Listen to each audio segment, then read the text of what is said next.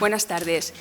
Para finalizar esta sesión matutina, tenemos una mesa mixta donde vamos a hablar de la comorbilidad en el paciente con síndrome cardiorrenal y exposición de un caso. Soy Inmaculada Teruel, supervisora de ERCA y terapia sustitutiva, y me acompañan en la mesa Inés Marco, enfermera de diálisis peritoneal del Hospital Clínico de Valencia, y José Manuel Civera, enfermero de la consulta de insuficiencia cardíaca del Hospital Clínico de Valencia. A continuación, os voy a presentar a la primera ponente, María José García García. Es enfermera de diálisis peritoneal de nuestro hospital y nos va a hablar de las complicaciones infecciosas en diálisis peritoneal.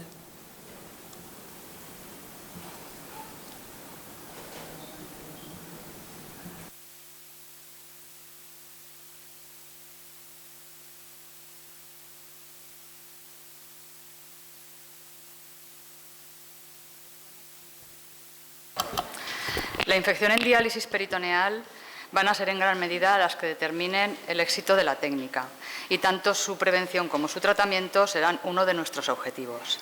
La más importante de las infecciones de diálisis peritoneal es la peritonitis, pero vamos a hablar un poquito de la infección en el orificio de la salida del catéter, en el túnel subcutáneo y de la peritonitis. El orificio de la salida del catéter se define como la porción epitelizada de donde sale el catéter, incluido la piel que le circunda. Las características de un orificio de salida de catéter normal: tiene que estar bien adosado al catéter, sin costra ni eritema, presentar una epitelización completa, sin induración ni tejido de granulación y sin sangrado ni supuración.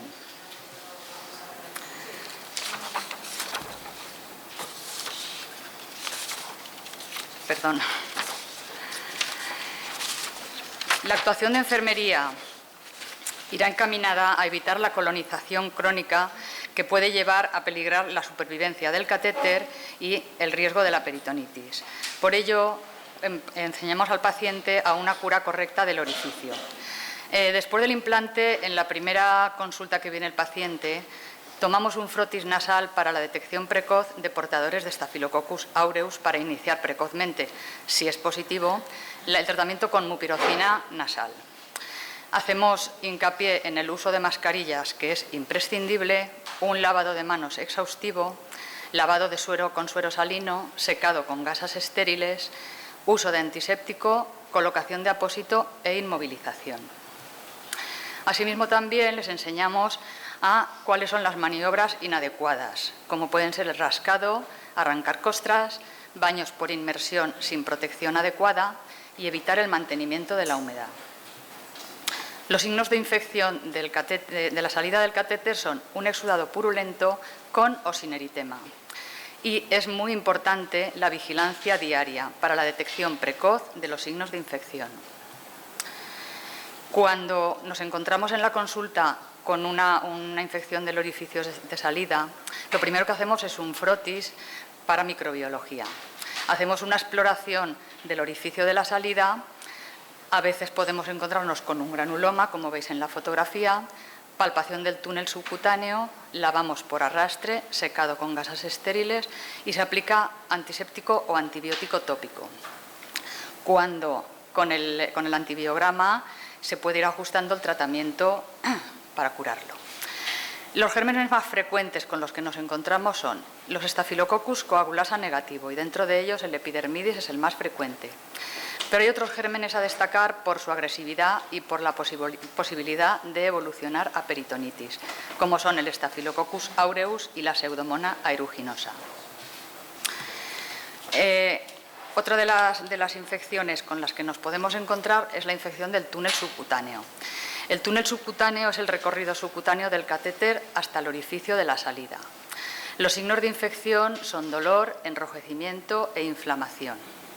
El tratamiento siempre es tratamiento antibiótico sistémico, oral o a veces intraperitoneal. En la fotografía podéis ver una infección muy importante que tuvimos en la consulta de todo el túnel subcutáneo. Esta infección en concreto sí que precisó antibiótico intraperitoneal. Y pese a lo importante de la infección, la evolución fue muy favorable. La infección del orificio del túnel subcutáneo puede evolucionar con muchas posibilidades hacia una peritonitis. Y ya la peritonitis, que ya he dicho que es la infección más frecuente y más peligrosa, vamos a hablar de la peritonitis infecciosa. La peritonitis es una inflamación de la membrana peritoneal causada por microorganismos. Está favorecida por la comunicación no natural de la cavidad peritoneal con el exterior, por el catéter, y el uso de soluciones de diálisis. Es una de las complicaciones más importantes de la diálisis peritoneal, por su morbilidad y porque fácilmente puede llevar a la pérdida de la técnica. Las rutas de acceso relacionadas con la peritonitis con la diálisis peritoneal son la intraluminal y la periluminal. La intraluminal se produce por una manipulación incorrecta, bien por inyecciones administradas de forma incorrecta, rotura de sistemas, desconexiones accidentales, fallos en las técnicas de esterilización. Y luego la periluminal, directamente relacionada con la infección del orificio de salida del catéter y con una tunelitis. Otras rutas de acceso son la transmural, que produce peritonitis secundaria, la vía hematógena y la vía transvaginal. Los síntomas y signos de la peritonitis con los que nosotros más frecuente vemos a la consulta vienen por dolor y por la presencia de líquido turbio. Los criterios diagnósticos tienen que cumplirse dos de los siguientes. Los síntomas y signos de la peritonitis, dolor abdominal aparece en la práctica totalidad de los casos, pueden aparecer náuseas, vómitos, fiebre, estreñimiento, diarrea y leucocitosis. En el líquido peritoneal nos encontramos con un líquido de aspecto turbio, con un recuento de leucocitos mayor del 100 y un porcentaje de neutrófilos mayor del 50%. Y en microbiología encontramos presencia de bacterias en el líquido peritoneal demostrado por Gram por cultivo. Una vez que llega el paciente normalmente vienen por líquido turbio, en la consulta realizamos un recambio peritoneal. Nos aseguramos de que la permanencia del líquido sea mayor de 2 horas. Y tomamos muestra del líquido para recuento de células, para cultivo para Gram, cultivo lento y hongos. Y asimismo también tomamos una muestra del orificio de la salida del catéter. Una vez que ya hemos tomado todos los cultivos, en la consulta administramos de forma empírica los siguientes antibióticos: vancomicina 2 gramos, ceftazidima 1 gramo, heparina sódica 500 unidades y analgesia.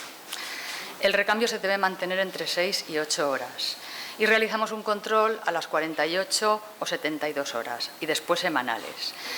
En estos controles se va ajustando el tratamiento en función del antibiograma, pero si a las 48 o 72 horas de iniciar el tratamiento la peritonitis no evoluciona bien, se procederá a la retirada del catéter.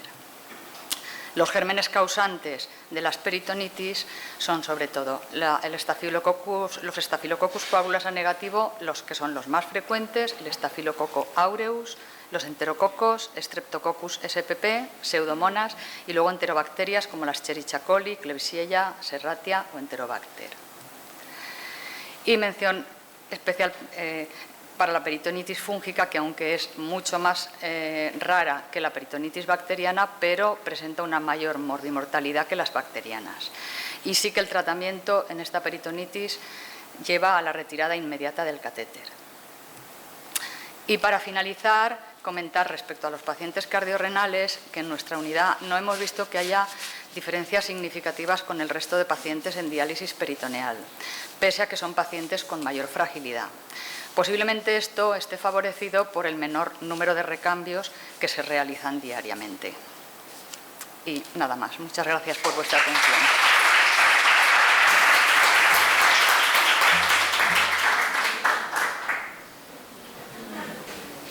Gracias, María José.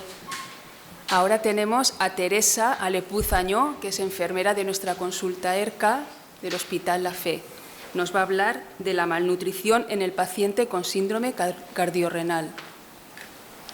Buenas tardes a todos. Gracias a los organizadores por invitarme a esta jornada. Este es el título de la malnutrición, de la presentación, malnutrición en el paciente cardiorrenal, y con el objetivo de ella es contaros las intervenciones que llevo a cabo en la consulta ERCA con el paciente cardiorrenal en cuanto a malnutrición, para detectar una malnutrición, riesgo de padecerla, así como también ofrecer asesoramiento nutricional de manera individualizada.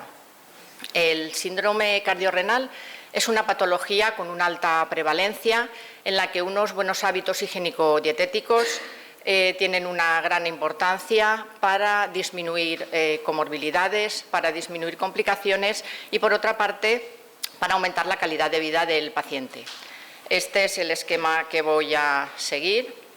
En principio, en primer lugar, ¿cómo es el paciente cardiorrenal? ¿Qué características tiene? Pues es un paciente crónico, con comorbilidades, por lo tanto, un paciente polimedicado. Esto a veces influye en alteraciones del gusto y, por lo tanto, en la alimentación. También es un paciente frágil, de diferentes culturas y con un alto riesgo de desnutrición. Los objetivos del asesoramiento nutricional en este paciente son mantener o mejorar el estado nutricional para reducir la morbimortalidad y mejorar la calidad de vida, enlentecer la progresión de la enfermedad, disminuir la acumulación de toxinas urémicas, evitar y corregir alteraciones hidroelectrolíticas y prevenir también malnutrición proteico-energética, así como fomentar la adquisición de hábitos de vida saludables y fortalecer la adherida a las medidas higiénico-dietéticas. Factores que intervienen en la malnutrición, por una parte tenemos en la insuficiencia cardíaca estados inflamatorios, problemas de malabsorción, tenemos también una dieta insuficiente debido a la falta de apetito de estos pacientes y problemas para realizar actividad física. En cuanto a la enfermedad renal crónica, no nos podemos olvidar del desgaste proteico-energético, que es un estado patológico en el que hay un descenso continuado de depósitos proteicos y de reservas energéticas. Los factores que contribuyen a este desgaste son un hipercatabolismo debido a la inflamación crónica, la pérdida de apetito por la acumulación de toxinas urémicas y todo esto unido a restricciones en la dieta llevan a disminuir la ingesta del paciente y, por lo tanto, a un riesgo de malnutrición. La valoración nutricional que realizo en la consulta, en primer lugar, realizo una bioimpedancia para valorar la composición corporal y el estado de hidratación, también el peso y el índice de masa corporal. El índice de masa corporal como predictor de mortalidad, pero solamente nos indicará desnutrición cuando está por debajo de 18 kilogramos metro cuadrado. Valoro también pliegues cutáneos, circunferencia de pantorrilla e índice cintura-cadera. En cuanto a valores analíticos, albúmina, linfocitos y leucos. El índice de capacidad funcional con la dinamometría para medir la fuerza. Evalúo la ingesta con un registro dietético de 3 días o, en ocasiones, un recuerdo de 24 horas. Y las escalas que utilizo son el MNA y la valoración nutricional de Chang. El MNA es una herramienta de cribado fácil de realizar para detectar riesgo de desnutrición en estos pacientes y es también un predictor de mortalidad. También realizo la evaluación nutricional de Chang. Es un método más específico, ya que además de detectar malnutrición, nos especifica si es de tipo proteica, calórica o mixta, o si es leve, moderada o severa. En cuanto a los principales nutrientes en la alimentación, por una parte tenemos el control del consumo de sodio. Hay que limitar la ingesta, según dicen las guías, a 2,3 gramos día, que vienen a ser unos 6 gramos de sal. Algo muy importante en estos pacientes es evitar productos procesados. El Ministerio de Sanidad analizó el consumo de sodio en la dieta y estimó que tan solo el 8% de la ingesta diaria de sodio corresponde al alimento natural. El 20% está en la sal que añadimos en el cocinado o en la mesa y el restante 72% está en la sal que se añade a los aditivos en los productos procesados. Por eso es tan importante explicar esto. También les recomiendo utilizar aliños y especias y aromatizar aceites para aumentar la palatabilidad de los alimentos y todo esto para mantener un control de la presión arterial y evitar la retención hidrosalina. La determinación de sodio en orina de 24 horas también es un indicador fiable de la ingesta de este, ¿vale? En cuanto al control de líquidos, para reducir retención, evitar edemas y disnea, hay que explicarles que todos los líquidos suman: agua, leche, café, infusiones, sopas. Por otra parte, en cuanto a la ingesta proteica, numerosos estudios avalan los efectos renoprotectores de una restricción proteica moderada, porque con ello hay menor carga nitrogenada y disminución de la clínica urémica. Las guías recomiendan 0,6 gramos kilo día a 0,8 gramos kilo día en diabéticos, pero esto no sería así en un paciente desnutrido. El cálculo de la ingesta proteica en orina de 24 horas con el método descrito por Maroni nos es muy útil, y ahora hay una aplicación en la que a través del peso, aplica la fórmula de Maroni a través del peso y de la urea en orina de 24 horas. Pero para obtener un cálculo óptimo de la ingesta proteica hay que realizar un registro dietético de 3 días, además de todo esto. Conforme avanza la enfermedad renal, ¿vale?, el riñón pierde capacidad de eliminar la carga diaria de fósforo. Entonces, hay que tener un control sobre él. ¿Para qué? Para prevenir alteraciones del metabolismo óseo mineral y así como el riesgo de calcificación vascular. También todas las guías recomiendan ajustar la ingesta para mantener niveles séricos en rango y solo restringir el fósforo si estuviera elevado. Pero para ello hay que conocer las diferentes fuentes de fósforo. Por una parte tenemos el fósforo orgánico, que se absorbe en un 60-90% de las proteínas de origen animal y en un 20-40% de las proteínas de origen vegetal. Y por otra parte, el fósforo inorgánico es una fuente oculta de fósforo que se añade a los aditivos de los alimentos procesados, de las conservas, de bebidas carbonatadas, y este fósforo se absorbe en un 90-100%. En cuanto al potasio, hay medicación específica y esencial en la insuficiencia cardíaca, que aumenta, sobre todo en diabéticos, que aumenta los niveles de potasio en sangre. Por lo tanto, las guías dicen lo mismo que con el fósforo. Hay que individualizar y ajustar la ingesta para mantener niveles séricos en rango. Los alimentos que más lo contienen son verduras y hortalizas, legumbres, frutos secos, chocolate, frutas también. Sí que es verdad que de frutos secos y chocolate hay que controlar el número de veces que los toman, pero en cuanto a verduras y legumbres no tienen que evitarlas, tienen que consumirlas. Por lo tanto, les explico diferentes técnicas que hay para reducir de las verduras el potasio, bien si la verdura está congelada, si es en conserva o si es verdura fresca. También es muy importante en estos pacientes evitar el estreñimiento, porque aproximadamente el 10% del potasio que eliminamos se elimina a través del intestino grueso. Este tanto por cien llega a aumentar en un 20-25% en los pacientes ERCA. Por eso es tan importante conocer este dato.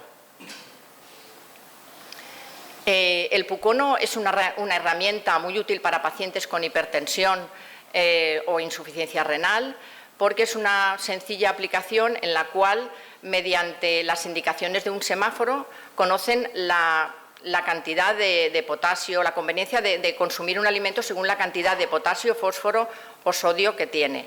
También tiene menús, recetas y consejos en cuanto a alimentación. La distribución de raciones recomendadas. Cereales, 4 o 6 raciones al día. Lácteos, 1 ración al día. Verduras y hortalizas, 2 raciones al día. Legumbres, 1 o 2 raciones a la semana.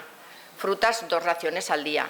Carnes o pescados, 1 o 2 raciones al día. Aquí podríamos sustituir también por 3-4 claras de huevo.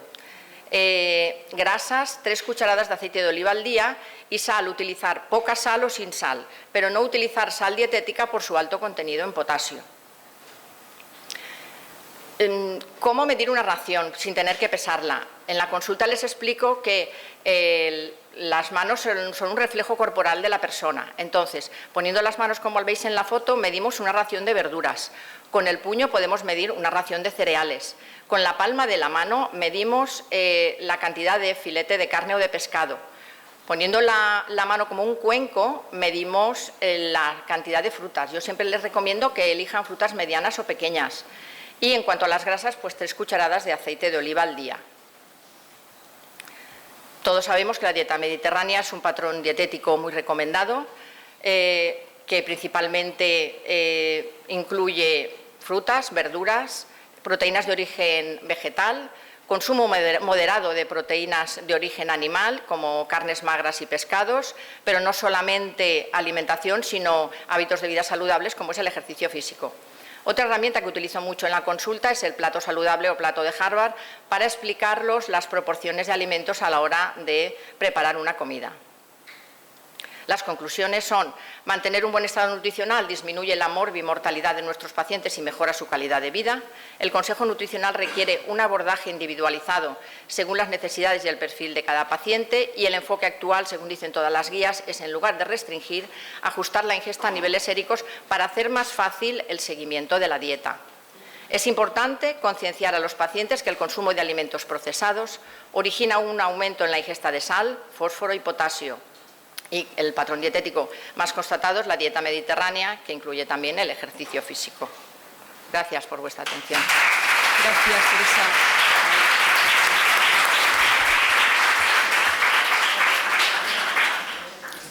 ¿Cómo quito esto? Muchas gracias, Teresa. En esta segunda parte de la mesa vamos a tratar la enfermedad arterial periférica y su rehabilitación. En primer lugar, nos hablará Inmaculada Usillos, que es enfermera de la unidad de insuficiencia cardíaca de aquí del Hospital La Fe, de Valencia. Y nos presentará un caso clínico. Hola, bueno, yo os voy a presentar un paciente con síndrome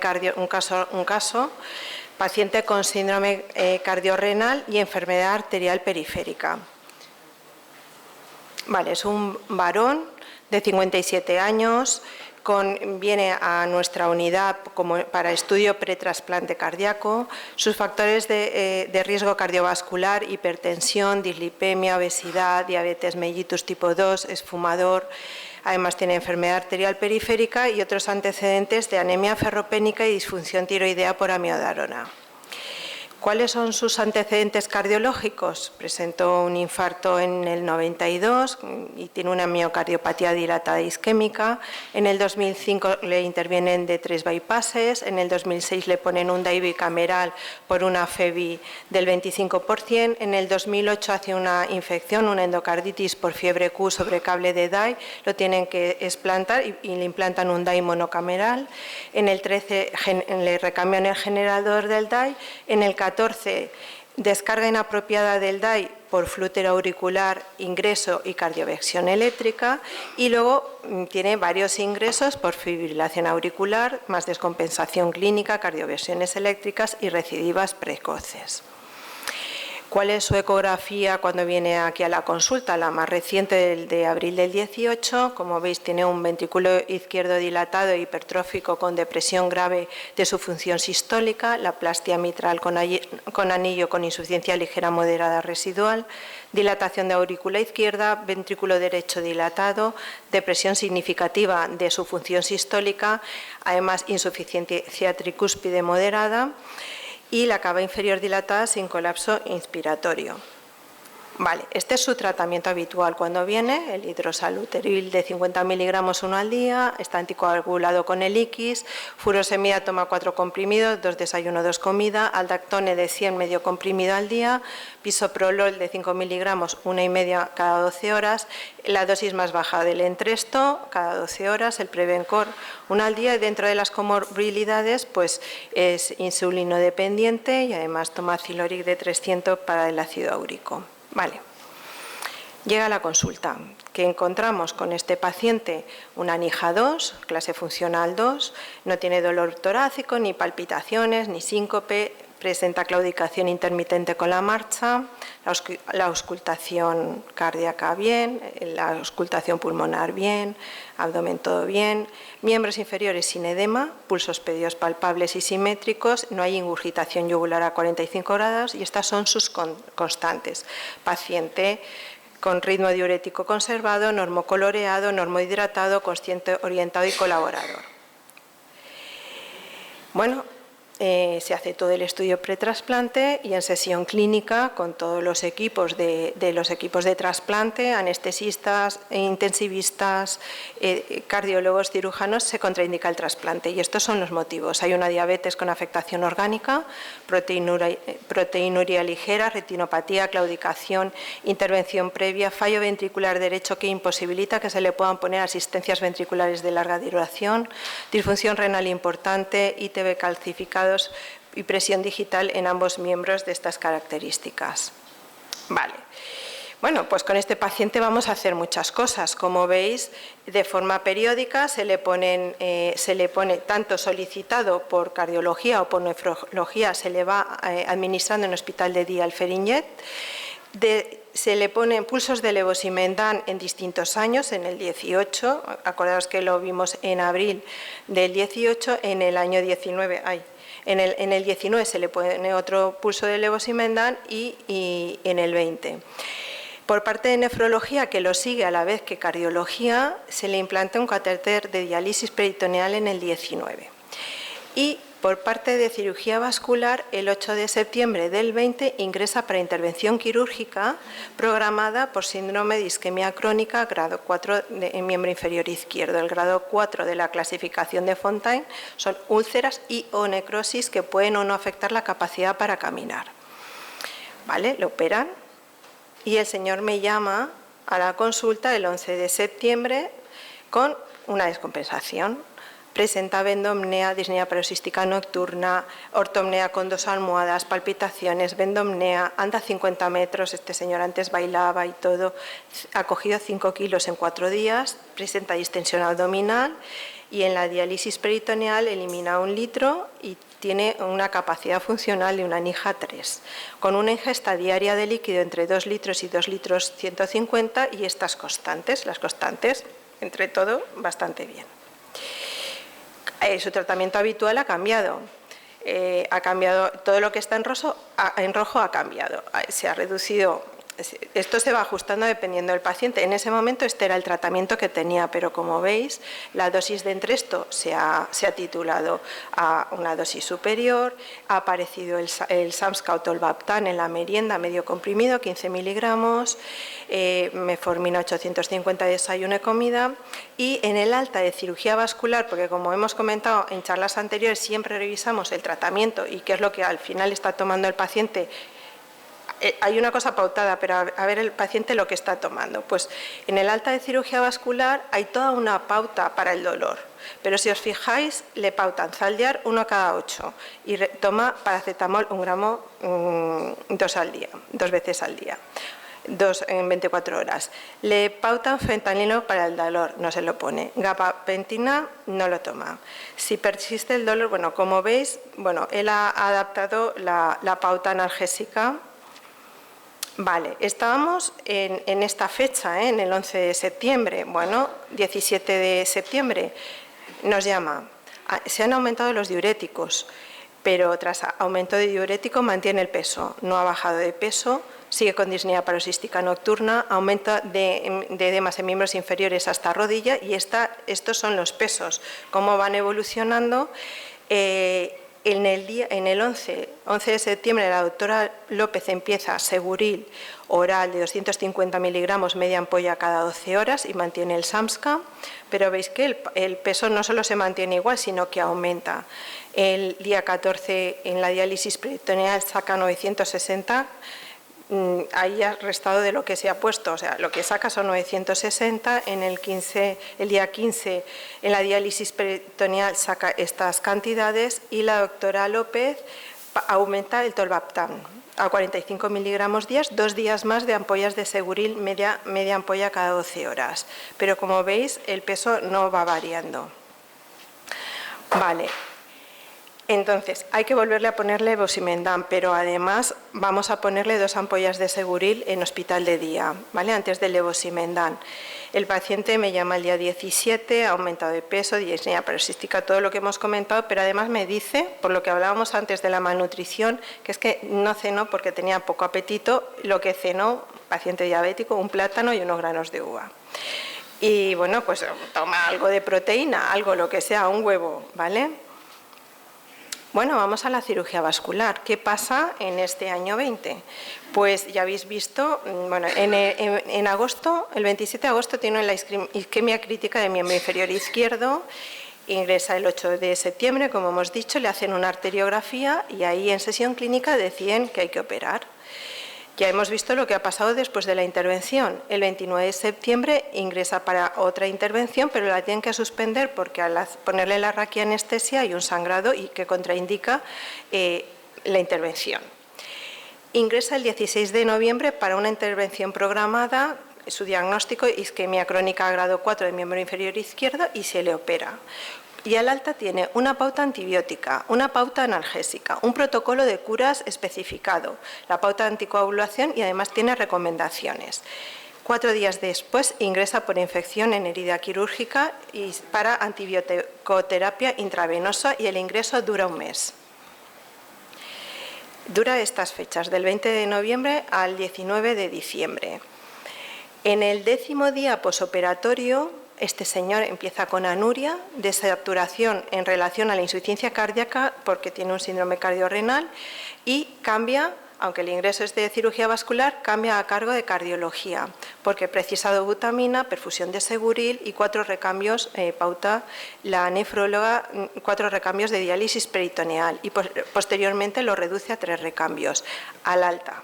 Aparece la pauta antibiótica, el protocolo de curas, 3 recambios al día con esta especificación, 2 de glucosa y 1 extrarrenal nocturno, 2 comprimidos de seguril en desayuno y 2 en comida y reanudar anticoagulación. Ingresa en junio del 21 para otra intervención quirúrgica programada, pero ya del miembro inferior derecho, ya no del izquierdo. Y tras intervención mejora la perfusión en este miembro. Cardiología y nefrología ajustan tratamiento diurético y antihipertensivo porque tiene una tendencia a la hipotensión. Del 8 dura hasta el 22, porque el 22 de junio ingresa por infección en herida quirúrgica, que se vuelve a pautar antibióticos y curas. Y además, aprovechando el ingreso, se interviene de una amputación de un dedo del miembro inferior derecho. Vale. Al año de las intervenciones, fijaros todo lo que ha pasado con este paciente con síndrome cardiorrenal, que además tiene muchas comorbilidades, con enfermedad arterial periférica, sobrevive un año con todo esto. Y el día 21 de abril lo ve cardiología y nefrología. La doctora Soldevila pone balance negativo de diálisis peritoneal, orificio ok, importante dolor abdominal al caminar, no al comer, que le sugiere que podría tener un problema isquémico a nivel abdominal, la tensión bien, buen estado general, mínimo edema distal, ferropenia, solicita Feringet.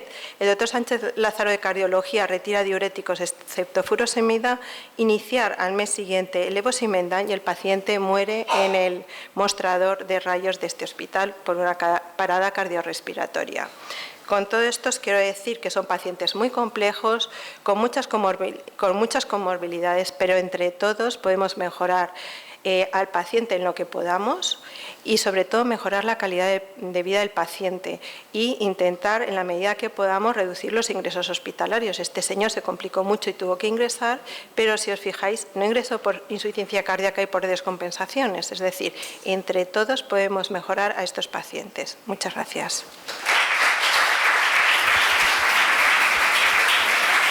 Muchas gracias, Inma. A continuación nos hablará Ana Hernández Sanfélix. ¿Verdad, Ana? Silvia. Sí, Silvia Dalmau, Gibernau. Son enfermeras del servicio de cirugía vascular de aquí del hospital. Nada, estoy deseando escucharlas porque nos van a hablar de enfermedad arterial periférica, que ahora que me estoy enamorando mucho de los miembros inferiores, estoy deseando escucharos. Bueno, buenas tardes, soy Silvia Dalmau y junto a mi compañera Ana Hernández somos enfermeras del Laboratorio de Diagnóstico Vascular del Servicio de Cirugía Vascular. Vamos a hablar de la enfermedad arterial periférica y de la rehabilitación vascular. En primer lugar, hay que decir que la enfermedad arterial periférica es una situación patológica muy prevalente, modifica la calidad de vida de estos pacientes, con riesgo de pérdida de sus extremidades y se comporta como un predictor independiente de morbimortalidad. Según el estudio ARPA, la prevalencia de la enfermedad arterial periférica en España es de un 23% en mayores de 50 años. Es una enfermedad que está infradiagnosticada. Solo un tercio de claudicantes consultan. Otro tercio son pacientes asintomáticos y otro tercio son claudicantes que no consultan. Hay que decir que la causa de la enfermedad arterial periférica es la arteriosclerosis. La claudicación intermitente es la forma más frecuente de presentación clínica y su desarrollo está relacionado con los factores de riesgo cardiovascular, que sabemos que son tabaco, hipertensión, colesterol y diabetes, siendo el tabaco el de más prevalencia. La alteración morfológica de las arterias placa de ateroma es la que condiciona unas modificaciones funcionales o hemodinámicas, que afecta de dos maneras. Al ir creciendo de forma lenta, la placa va disminuyendo progresivamente la arteria, y disminuyendo el flujo de sangre hasta reducir de manera significativa la aportación de oxígeno que le llega a los tejidos. Es una enfermedad sistémica que afecta a otros órganos y en un 26% afecta a todos, como son también el corazón y cerebro. La clínica se va a presentar con la claudicación, principalmente dolor y las úlceras. El nivel de oclusión determina la localización de los síntomas, que puede ser a nivel aortoilíaco, con el dolor focalizado en el glúteo, femoropopliteo con el dolor en el gemelo, o distal, y el dolor en esa parte será más tobillo-pie.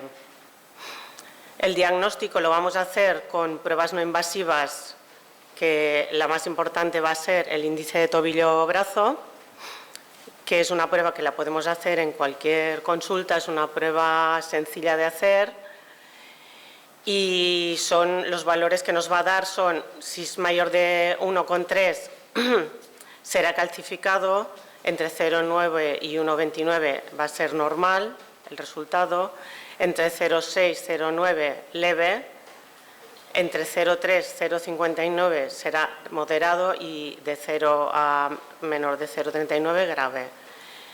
También otras pruebas que podemos hacer para valorar cómo está la situación será con el angioTAC, angioresonancia o la ecografía, que es la que hacemos nosotros en la consulta. También están las pruebas ya invasivas, como es la angiografía, que nos va a servir para, si se tiene que planificar la cirugía. La clasificación la vamos a ver, como ha explicado un poquito Inma antes, con la clasificación de Fontaine. Tenemos 4 estadios. En el estadio 1 es el asintomático, que solamente haríamos un control de los factores de riesgo cardiovascular, y el estadio 4, donde ya hay ulceración o gangrena, que sería con la cirugía. El tratamiento de los factores cardiovasculares van a ser controlar la tensión arterial, que esté por debajo de 140, la diabetes con hemoglobina glicosilada menor de 6,5 y el colesterol total menor de 200. También vamos a administrar fármacos en caso necesario, y luego tenemos el ejercicio supervisado, que es la rehabilitación vascular, o por su cuenta, que hemos visto que no es tan... no es tan...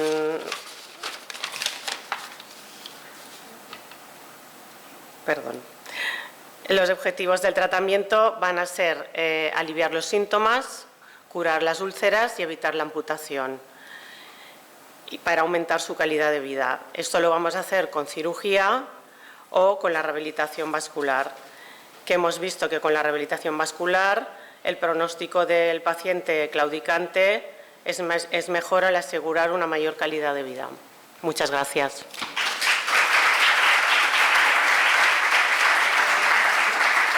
Muchas gracias, Silvia. A continuación, Ana Hernández San Félix va a seguir con este tema tan apasionante. Sí.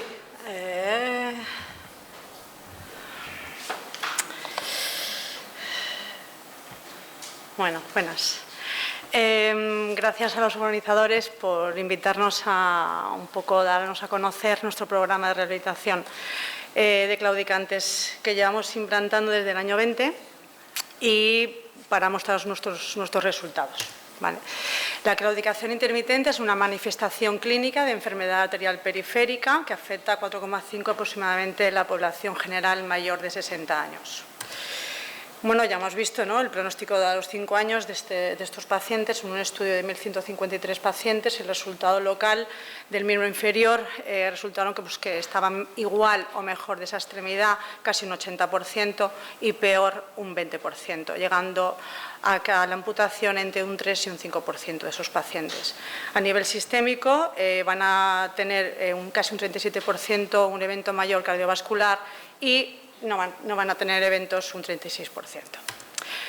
Bueno, pues a pesar de su demostrado éxito clínico, pues no existe una terapia única y consensuada de rehabilitación supervisada del claudicante.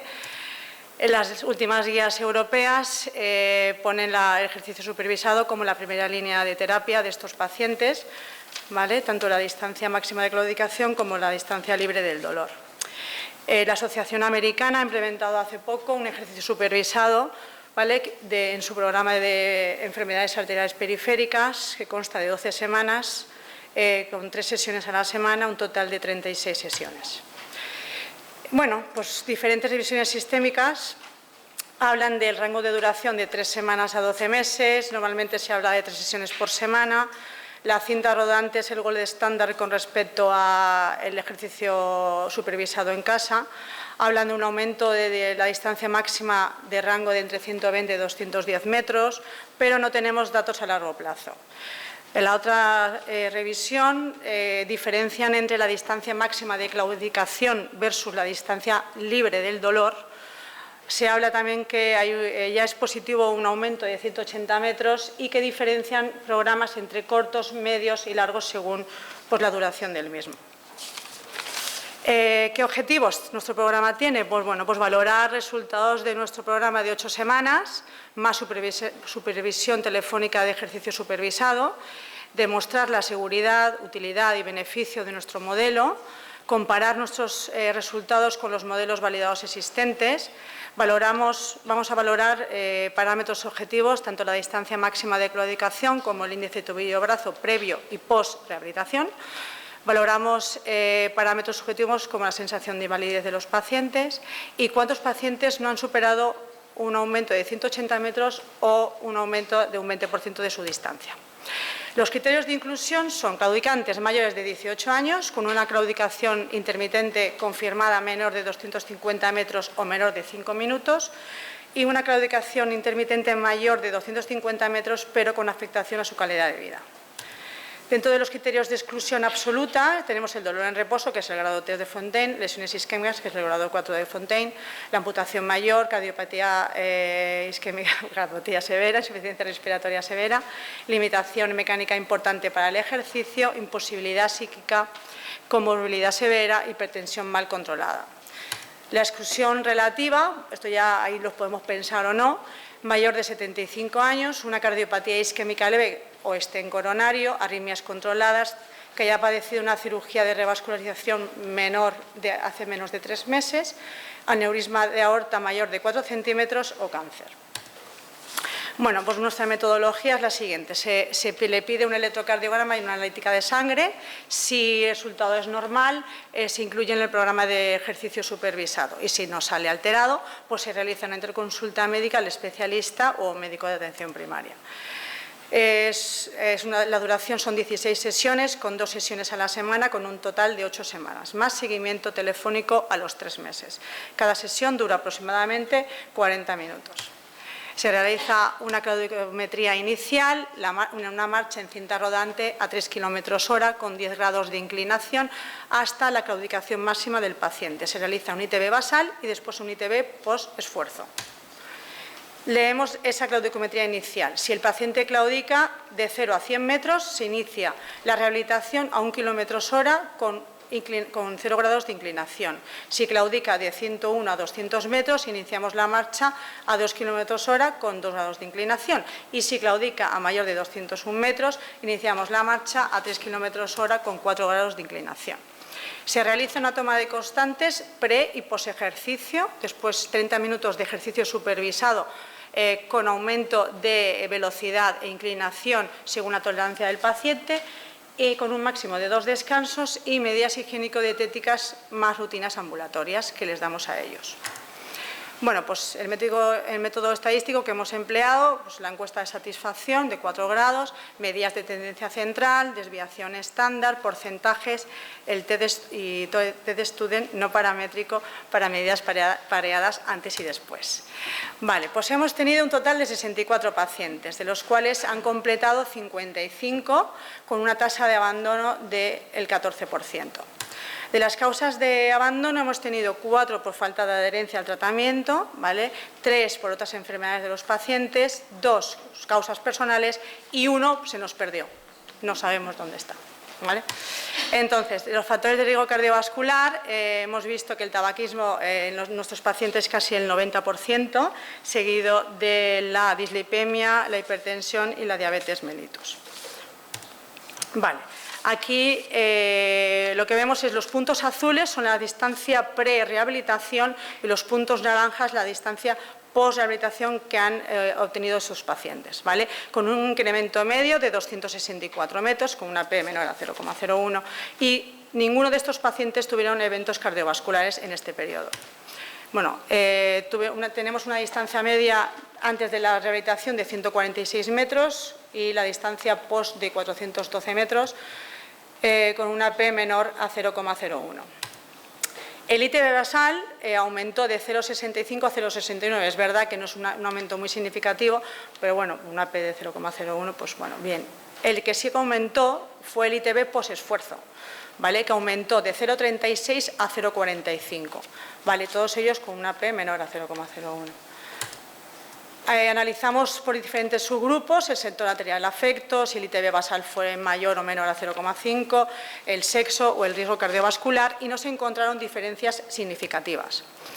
Entonces, de la encuesta de satisfacción de la sensación de invalidez de los pacientes, un 72% no claudicaba o sentía mejoría, siendo un 2% que se encontraba peor. Estos 2 pacientes que fueron intervenidos, uno por un stent ilíaco y otro paciente por un bypass femoropopliteo. La claudicometría anual, vemos en la tercera columna, que es en la C, en la que hubo una distancia media de 338 metros. Vemos un ligero descenso con la directamente posterior a la rehabilitación, pero sigue habiendo un aumento significativo de la distancia. Bueno, pues aquí los resultados un poco diferenciando si hubo un aumento o no mayor de 180 metros, esa distancia máxima, vimos que un 67,3% sí que ha aumentado más de 180 metros y un 32,7% no. Y diferenciando el aumento del 20% de la distancia máxima, vimos que el 96% sí que llegó a ese aumento del 20%. La distancia pre-rehabilitación y la post hay un aumento de 264 metros de la distancia máxima y la distancia de la claudicometría anual hay un aumento de 191 metros de la distancia máxima con respecto a la basal. Esto es una comparación que he hecho así rapidilla de varios estudios. Está el estudio Gardner del 2011, la revisión de Franklin creo que es 2000, es que claro, esto lleva muchos años. Entonces, bueno, entonces lo que vemos es que los 2 estudios constan de 12 semanas con 3 sesiones a la semana, diferenciándose de la nuestra, que son 8 semanas con 2 sesiones, ¿vale? Ellos hablan de un aumento Gardner de 191 metros más o menos 120, la revisión de Franklin hablan de un rango de 130 a 230 metros y nosotros hablamos de un aumento de 264 metros, más o menos 130 metros. La distancia libre de dolor solo la recogió Franklin, nosotros no la recogemos, ¿vale? Pero sí que la tasa de abandono es bastante menor, se me ha descuadrado un poco esto, un 14%, y somos el único estudio, o sea, el único que he encontrado yo que hacemos la revisión a los 3 meses y una revisión al año, ¿vale? ¿Qué puntos débiles tenemos? Pues bueno, pues que es un registro prospectivo de un solo centro, no aleatorizado, y que vaya un posible sesgo en la selección de estos pacientes.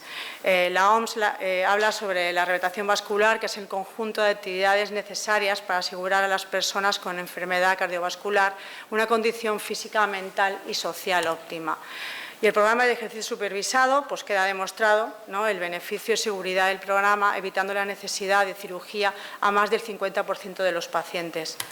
Constituye un complemento terapéutico de gran valor y debería ser considerado como el tratamiento de elección en el paciente con claudicación intermitente antes de la cirugía. Muchas gracias. Muchas gracias, Ana. Bueno, damos por finalizado. Muy interesante. Gracias, compañeras. ¿Hay alguna pregunta? Bueno, que las compañeras de Renal vengan a la mesa también. Yo tengo muchas preguntas, pero no sé si...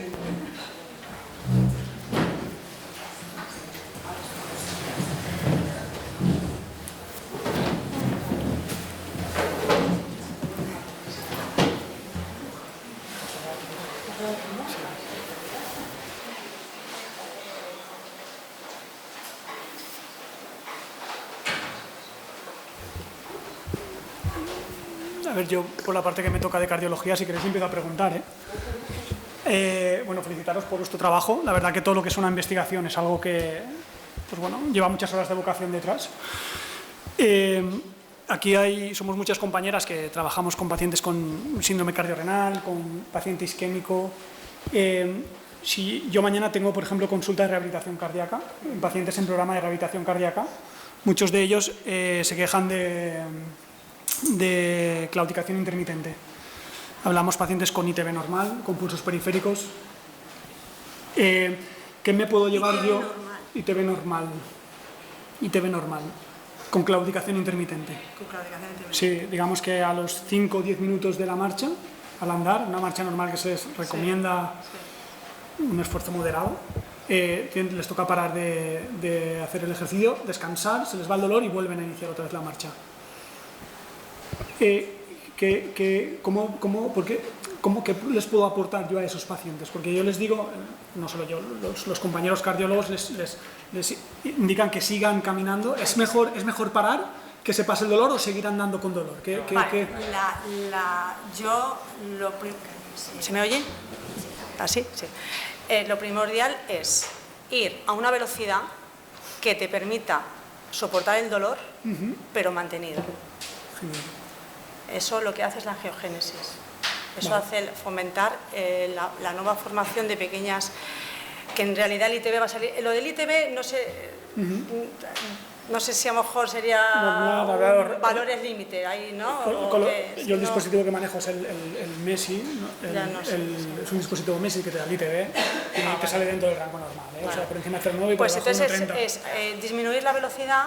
O sea, ellos se piensan que van, pero no, hay que disminuir la velocidad para poder andar más metros con ese dolor mantenido. Eso es lo primordial y hay que hacerles caminar, o sea, no hay otra. Es súper importante que caminen. Me acerco más. Es que... Bueno, si me pueden parar, pero yo lo que les recomiendo es ir a menos velocidad y poco a poco ir aumentando. Pero el disminuir la velocidad, ellos van a andar mucho más metros aguantando ese, digamos, equilibrio entre dolor y velocidad. Luego, perdona, que me extienda, no sé cuál será vuestra experiencia, pero he visto que vosotros utilizáis una cinta de andar. Sí. Es curioso porque los pacientes que me refieren claudicación intermitente en bicicleta. No, bicicleta no es lo mismo. No refieren claudicación intermitente. Porque no utilizan la bomba del muscular. Eso es. Entonces, en este caso, ¿qué sería mejor para este tipo de pacientes? ¿Que anden o que vayan en bicicleta? Que anden. Que anden, ¿no? Que anden. Gracias, pues ya me voy a callar.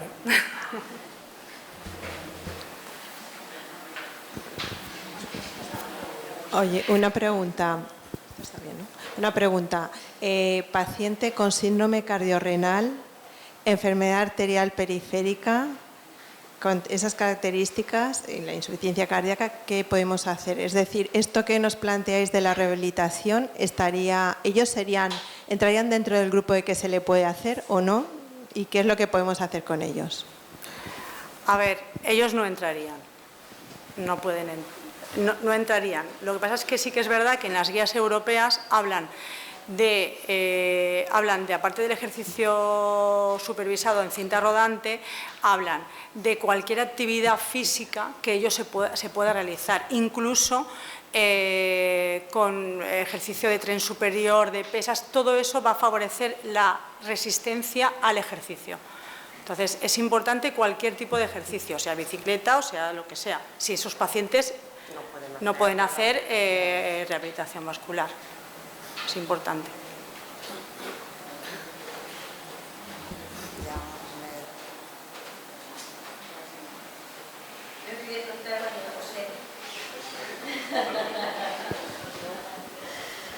Paciente que se le recomienda por sus médicos, nefrólogos y cardiólogos diálisis peritoneal porque tiene muchos episodios de descompensación, ingresos con resistencia.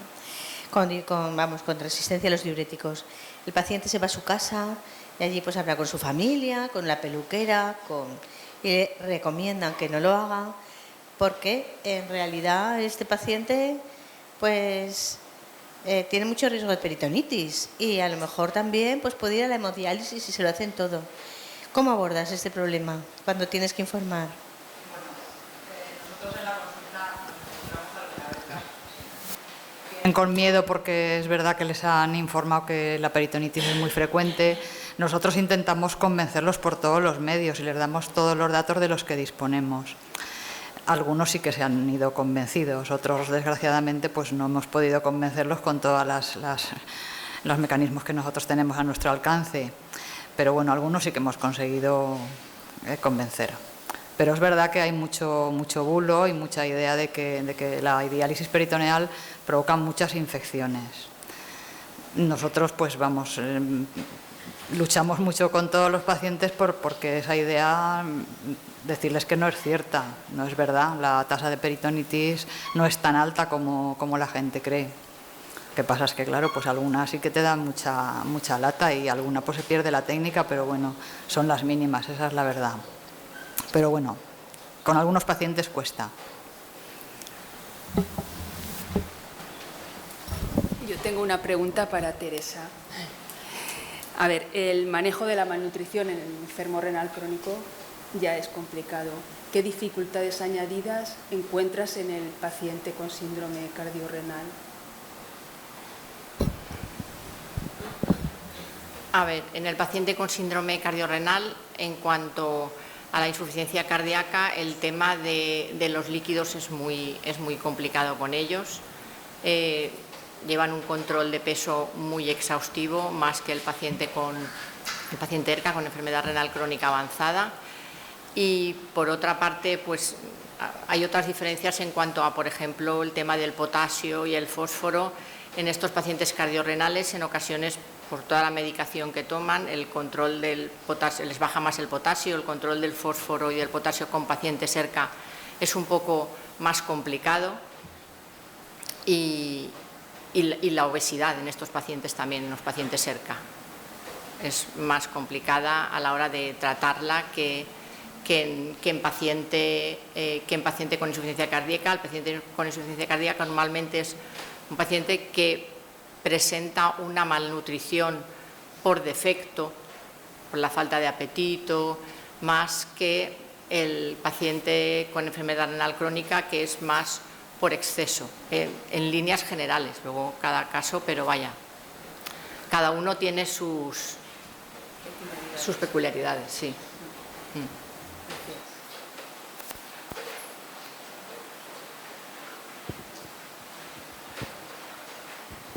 Bueno, lo primero es felicitar a la mesa porque me parece una mesa muy interesante y las ponencias también han sido magníficas. Y una pregunta muy sencilla que seguro que sabéis, las compañeras de nefro: ¿los pacientes desnutridos o malnutridos tienen más peritonitis? ¿Esto lo habéis observado o no? ¿Es lo mismo? ¿No tiene nada que ver? ¿Tiene que ver más con el catéter? ¿O qué perfil de paciente hay que pensar? ¿Esto me va a hacer una peritonitis? ¿O no? De eso no tiene nada. No tengo constancia de que, a priori, no creo que haya nadie predispuesto para una peritonitis. Sí que es verdad que, bueno, insistimos mucho en lo que nosotros podemos insistir, que es en el cuidado sobre todo del orificio y en extremar las medidas higiénicas. El resto ya pues no depende ya de nosotros, ni creo yo que haya ningún paciente a priori entra a la consulta y pensamos luego nos encontramos sorpresas, pero vamos, básicamente insistimos en medidas higiénicas, sobre todo, uso de mascarillas y resto de medidas higiénicas.